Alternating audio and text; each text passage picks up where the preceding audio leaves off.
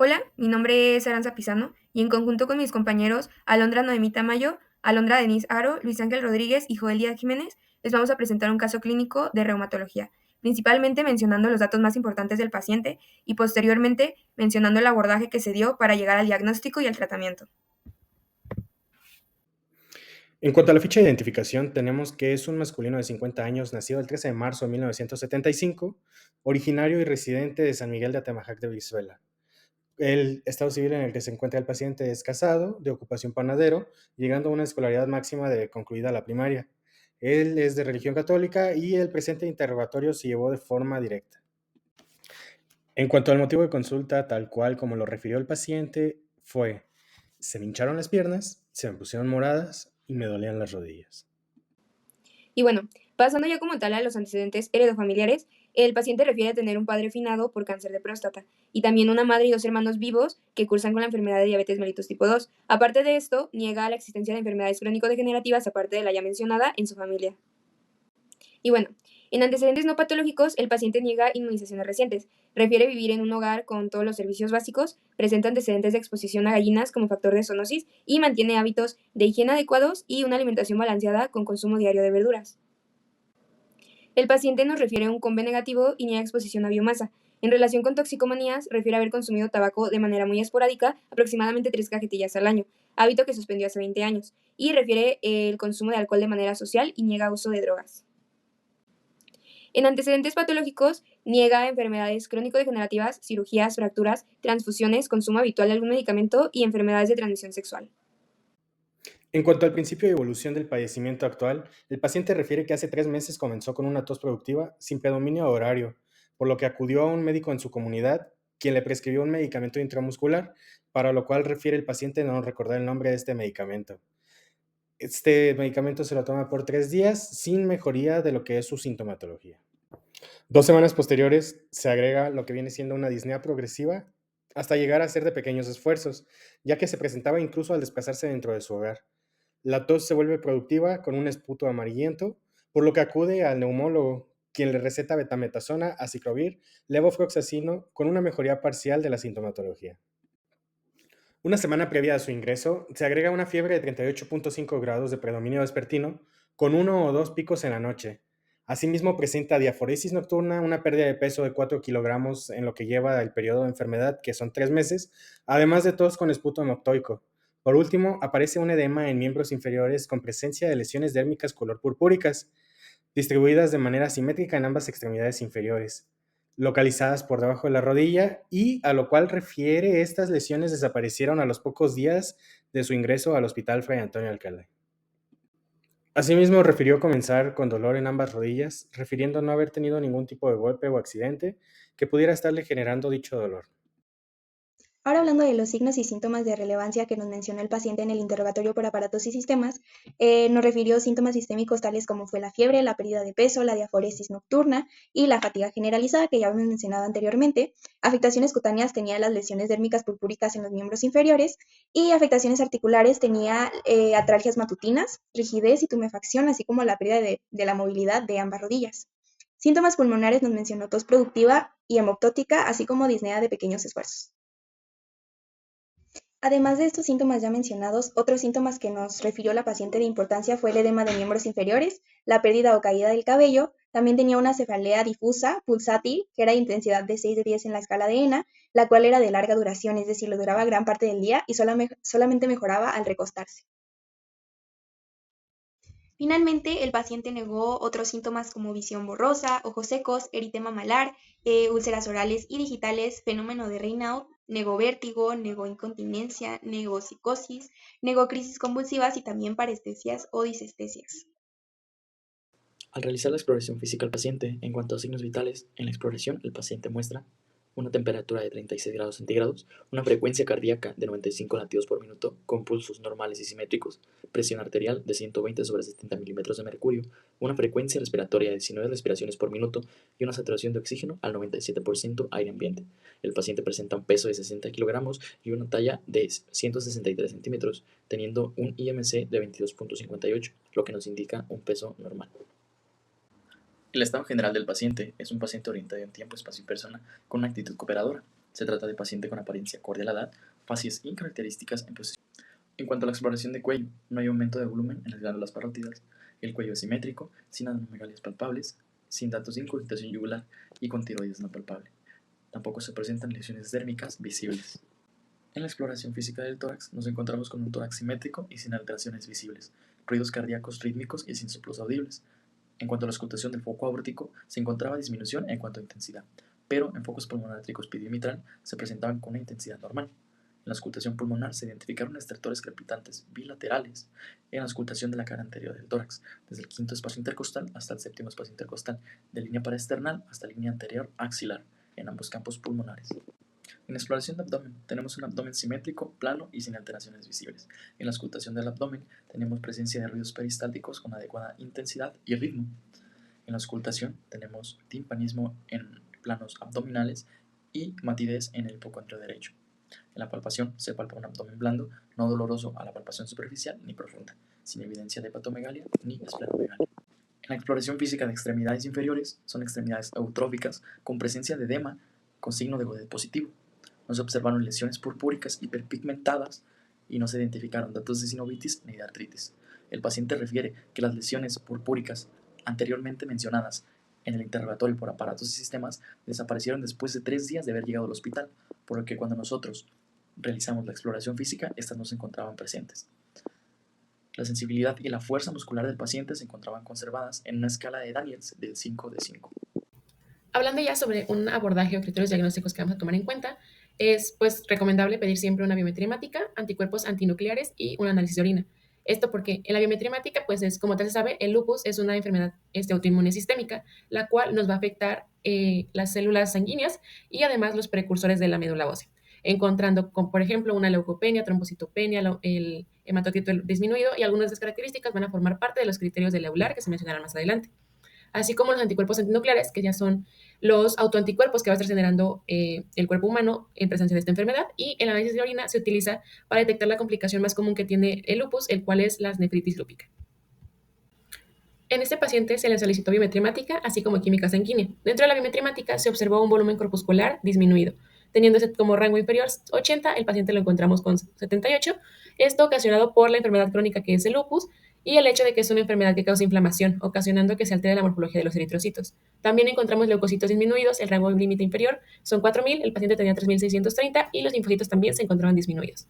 Por otro lado, la química sanguínea, todo se encontró dentro de valores normales, a excepción del cloro, que tenía un valor por el límite superior, que era 107, aquí el paciente lo tiene en 108, y el calcio se encontraba un poco disminuido en 7.8. Otros de los estudios que se le pidieron al paciente fueron perfiles serológicos, donde la mayoría se salió con pruebas negativas, a excepción de IgG e IgM para citomegalovirus. Estos positivos indicándonos que el paciente había tenido una infección previa por este patógeno, pero que a su vez se encontraba una infección activa. En cuanto al examen general de orina, se observaron proteínas con trazas, lo que indica que el paciente tiene proteínas en orina, pero con niveles muy bajos, teniendo el rango en 180 por lo general. Eritrocitos 2 por campo, leucocitos 5 por campo, el sedimento urinario no se reveló ninguna alteración, y la recolección de orina de 24 horas fue de 370 gramos. Dentro de las pruebas inmunológicas que se solicitaron, se pidió complementos C3 y C4, ambos encontrándose bastante disminuidos. Esto a causa del consumo que es constante que está teniendo el cuerpo al intentar atacar los autoanticuerpos que está produciendo. El factor reumatoide se encontró bastante aumentado, pero no es indicio de que se presente alguna artritis. No es bastante específico, puede considerarse, pero no es bastante común que esto suceda. Los ANA se encontraron positivos en proporción de 1 a 5.120, teniendo como rango de referencia un pico máximo de 1 sobre 80, lo cual es una característica muy patognomónica de la patología de lupus. Anti-DNAs de doble cadena se encontraron positivos también, que a pesar de no ser tan específicos como los ANAs, también se suelen encontrar elevados en lupus, y en cuanto a PANCA y CANCA, se encontró negativo. Una vez que tenemos todos estos estudios diagnósticos, existen criterios de clasificación cuando se sospecha de lupus.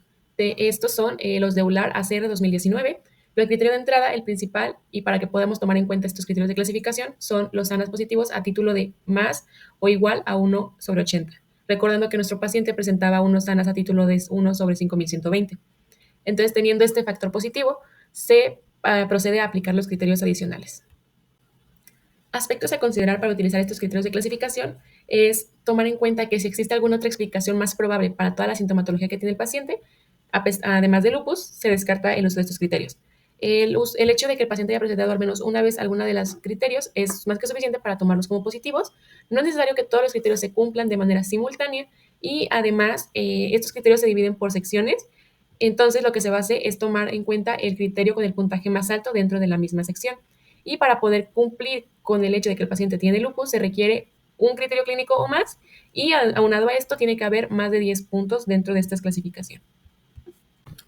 Los criterios diagnósticos, como se mencionaba, se van a dividir en distintas secciones, teniendo como apartados de constitucional, hematológico, neuropsiquiátrico, mucocutáneo, seroso, musculoesquelético, renales, estos entrando a categoría clínica, recordando que tiene que tomarse en cuenta tener positivo al menos uno de todo este grupo, y en criterios de categoría inmunológica son los anticuerpos antifosfolipídicos, los de complemento y anticuerpos específicos para LES, recordando que son anti-DNAs y anticuerpos anti-SMIT. El paciente presentaba dentro de la sintomatología constitucional fiebre documentada en la semana antes de su ingreso de 38.5 grados, dándole positivo para 2 puntos. En el hematológico hubo leucopenia con un rango inferior de 4.000, el paciente presentó 3.630. Neuropsiquiátricos no se referencia a ninguna alteración. Igual por el lado mucocutáneo, alteraciones serosas tampoco. Musculoesquelético hay afectación articular, dado que el paciente refiere un dolor en ambas rodillas, teniendo como criterio que se presenten al menos 2 articulaciones del cuerpo. Afectación renal, no se realizó ningún estudio renal, por lo cual se elimina. Y en cuanto a criterio inmunológico, tenemos anticuerpos antifosfolipídicos que no se detectaron positivos. En cuanto a complemento, se encontraba tanto el complemento 3 como el 4 disminuidos, dando un puntaje de 4. Y anticuerpos específicos de LES se encontraron positivos por los anticuerpos anti-DNAs con valor de 60, dando un puntaje de 6.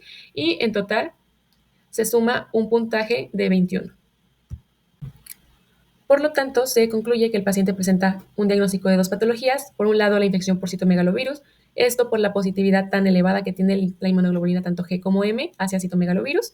Además, que tenemos también lupus eritematoso sistémico, dado que el paciente presentó DNAs de doble cadena elevados, el ANAS positivo con proporción de 1/5.120 y los criterios EULAR-ACR del 2019, que cumplen con más de un criterio clínico. Aquí se presentaron 3 y más de 10 puntos. Aquí el paciente tuvo un puntaje de 21 puntos. Pasando ahora a la medición de la actividad del paciente, se utilizaron los criterios SLEDAI, que hacen referencia al índice de actividad del lupus eritematoso sistémico. Aquí se va a estratificar la gravedad de la patología al día de la visita o 10 días previos de la visita. Si el paciente obtiene un puntaje negativo, significa que el paciente se encuentra en remisión. Si obtiene un puntaje de menos de 3 puntos y hay o no presencia de síntomas serológicos o clínicos, hay actividad baja de la patología. Por otro lado, se encuentra una actividad alta de la patología si dentro de los criterios se obtiene un puntaje mayor a 6 puntos. La clasificación de SLEDAI nos va a dar puntajes desde 8 puntos hasta 1 punto, siendo los menos importantes, y tiene distintos descriptores. Por ejemplo, en convulsiones vamos a tener que descartar si fue un comienzo reciente y que no tenga alguna otra explicación, como pueden ser infecciones metabólicas o fármacos. También se encuentran pues, los síndromes orgánicos cerebrales, que hacen referencia a toda esta alteración cognitiva de la conciencia y capacidad para retener información, entre otras cosas. Se van a evaluar también alteraciones visuales, alteraciones de los pares craneales, algún evento cerebrovascular, vasculitis, miositis, artritis, hematurias, proteinurias, piurias, alopecias, entre otras características. Abordando la medición de la actividad en nuestro paciente, se reportó una medición de actividad de 8 puntos, bastante alta, por lo que se recomendaría algún ajuste en cuanto a tratamiento, intensificarlo o como tal, modificar el tratamiento. ¿Por qué se reportaron 8 puntos? Bueno, el paciente no refería ninguna alteración en cuanto a convulsiones, psicosis fueron negadas, algún síndrome orgánico cerebral fue negado, no se presentaron alteraciones visuales, ni tampoco alteraciones en cuanto a los pares craneales. Cefaleas lúpicas no hubo presencia de algún evento cerebrovascular, vasculitis fueron negadas, no se presentó miositis, hubo presencia de artritis, ya que aquí refiere que tienen que ser más de 2 articulaciones dolorosas y con signos de inflamación. Nuestro paciente refería 2 articulaciones de las rodillas afectadas, por lo cual se considera dentro de los criterios. No hubo cilindros urinarios, presencia de hematuria, más de 5 hematíes, recordando que el paciente solamente se presentaron 2 eritrocitos por campo, piuria, más de 5 leucocitos. Si presentó el paciente leucocitos, fueron 5 por campo, se encontró dentro del rango límite, por lo cual no se toma en cuenta. No hubo presencia de exantemas, el paciente no se reportó alopecia, no se observó, úlceras bucales no hubo, pleuritis ni pericarditis. La presencia del complemento sí se encontró bastante disminuido, tanto C3 como C4, debajo del límite inferior del laboratorio. Anti-DNAs presentes, sí se encontraron positivos en 60. Fiebre más de 38. El paciente la reportó una semana antes de haber sido ingresado y estos puntajes tienen que reportarse con 10 días de anticipación de que se evalúe esta medición, por lo cual no se considera.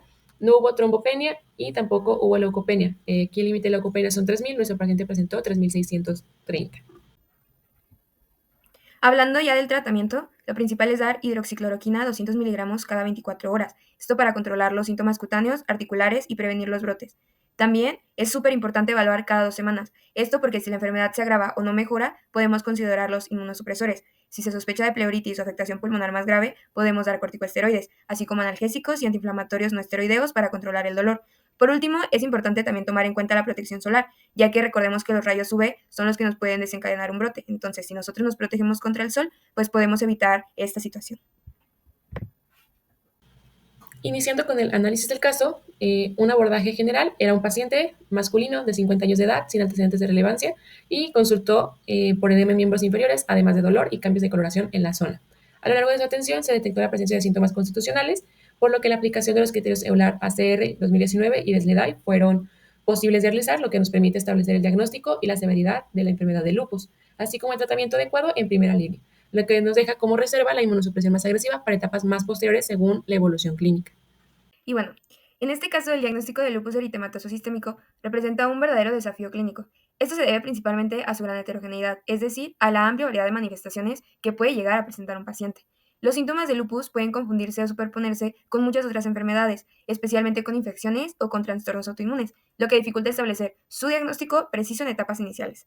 Además, uno de los factores que puede agravar la situación es la reactivación de ciertos virus, como lo es el citomegalovirus. Este tipo de infecciones virales puede desencadenar una respuesta exagerada del sistema inmunológico, activando linfocitos y promoviendo la producción de anticuerpos. Esta activación inmune no solo exacerba los síntomas del lupus, sino que también puede provocar fenómenos trombóticos transitorios, es decir, la formación temporal de coágulos en los vasos sanguíneos. Estos eventos pueden simular el brote de la enfermedad, confundiendo tanto al médico como al paciente y dificultando la toma de decisiones terapéuticas adecuadas. Que puede permanecer latente en el organismo tras una infección primaria y puede reactivarse justamente en personas especialmente con el sistema inmune pues comprometido.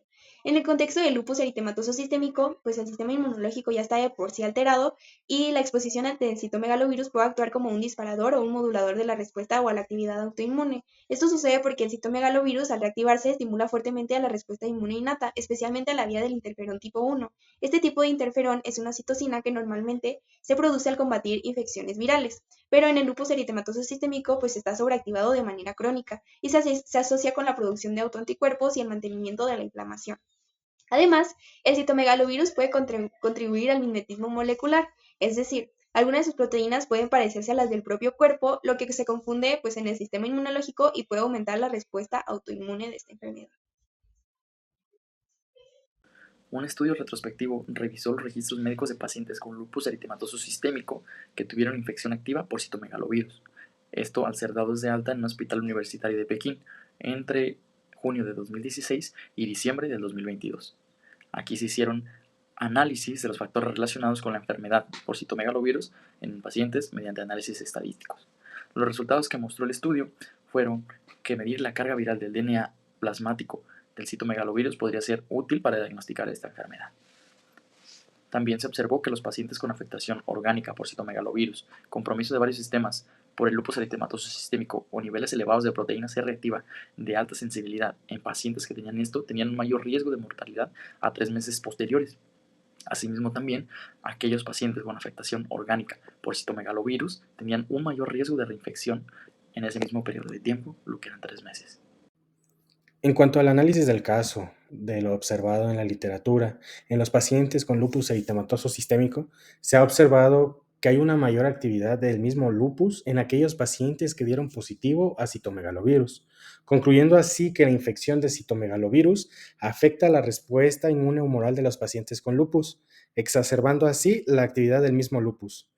Cuanto más fuerte sea la infección por citomegalovirus en una persona que tenga lupus, mayor será la actividad del mismo lupus en la persona.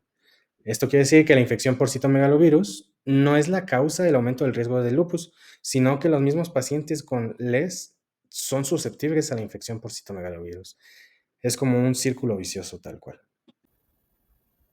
Y bueno, ya culminamos. Esto fue todo por nuestro equipo. Muchas gracias.